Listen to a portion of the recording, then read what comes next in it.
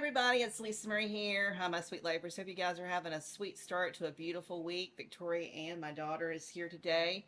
We are going through a couple of Sweet Life DIYs. We're working on recipes to give as gifts for Mother's Day or teacher's gifts or really any time of the year that you would like to give somebody something special.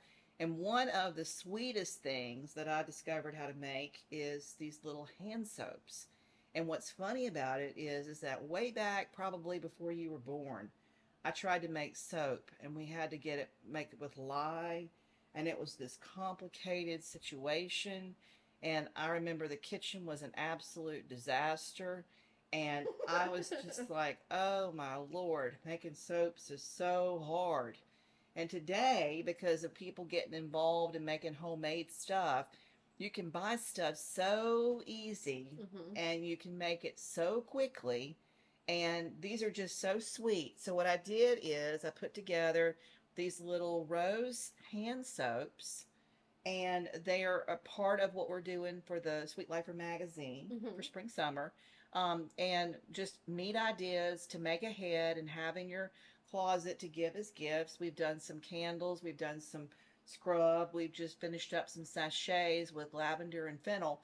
And this little hand soap is just a neat extra little something to give to as a gift, or even to have around if you have people coming over for the holidays.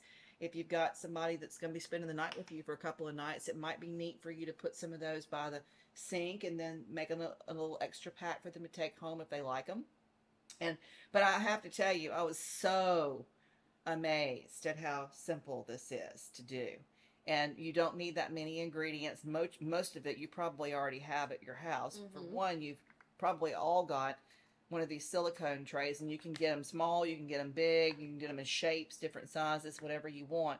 I wanted them to fit into these sweet little jars, and so I got them to be a little bit smaller, and they're perfect for your hands. The perfect size for your hands to use for just washing hands by the sink. The next thing you need to get is you need to get some of this goat milk meltable soap mixture. And I saw online where you could actually buy it in cubes. I bought it in a tub. Okay. I had to cut it and scrape it, as you can see, out into this container to put in the microwave.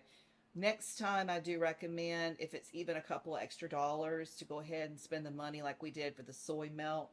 I get it in shaving, so you can make those candles really easy and they melt easier. I think that probably what I would do if I was going to do this again, in terms of when it's time to buy the supplies again, I'd probably buy the supplies in a cube form. Just because it'd be easier to pop it out of the container and not have to scrape and scrape and scrape and cut it and get it into where it can be put in the microwave. So anyway, the first thing you're going to want to do is get this into the microwave, and like we did with the candles, it's going to turn into a liquid form. So if you'll stick that in the microwave, Victoria Ann, for like, I would say for that amount, maybe 3 minutes. Let's just keep an eye on it. You don't want it to be with any solid in there. You want it to be fully liquid. So we'll just have to wait and see how long it takes. Okay, so the next thing you're going to have around your house probably is some food coloring. And it's up to you how you want to do this. For the ones that I did ahead of time for us to show you on the channel, I put in some red food coloring, in which turned these little sweet hand soaps pink. So cute. You can do pink if you were going to do a different, I would say a different flower. Let's say you decided to do lavender. You want to do purple? You could do purple with the lavender. If you wanted to do calendula, you could do a little yellow. Really, it's up to you. You don't have to. You could just leave it. It's going to be white. One of the things different from the candle is that when you do the candle, it comes out clear. And then when it dries back up again, it goes back to white, the soy candles. But with this soap, whatever color you put in there will be the color it is, or not, depending on what you want to do. I do want to put in some food coloring because we're making these rose. And so I thought, that's kind of nice to kind of have an idea about what it is that you're getting. I'm going to put 4 drops into this mixture of food coloring. Okay. And then I've got here a bag, and like I said before in multiple episodes, I always keep laying around, you know this from growing up, dried flowers, dried things to make soaps, to make candles with. And so this is an actual, it's actually a peach flower, but it looks like little itty bitty roses. So it's a really sweet, small, because they're small little hand soaps. It's a smaller rather than using a great big dried rose from what we've done from our bouquets, and we usually save that anyway for candles. Mm-hmm. So I'm gonna take a handful of these little, see how little little roses. They're so cute. And put a couple of handfuls into the soap mixture. Okay. And then I want to put, I'm just going to save all that. If you drop one or two, get them in there because you don't want to waste that. And then again, here's the essential oil with the rose. And I'm going to sprinkle a little bit in there.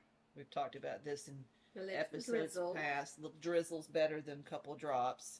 The more you put, the better they smell. And I think one of the reasons why they do the recipes so sparingly is because a lot of people, I think, are afraid to use a lot of it, but they're also they're not totally expensive, but the more you can kind of stretch those essential oils out, people tend to do that. But I want these to be like poof, rose whenever you wash your hands. So just stir that up in there. Let's see, there's a little bit in there that's not liquid. So we'll stick that back in the microwave for a little bit for me. Okay. Okay, so now it's come out of the microwave and it's fully liquefied. And these are actually a little bit lighter pinks, you see, than what the original recipe was. But like I said, you can do whatever you want. Now, the key to this is to try to make sure as you pour into your mold that you get a few of those little pieces of the rose or the whatever you're putting in there. Mm-hmm. You just pour your mold. Looks like strawberry milk. That's what it reminded me of too whenever I made the first recipe. It reminded me of strawberry milk. It's interesting that you observed that as well. You can smell that rose. It smells so nice.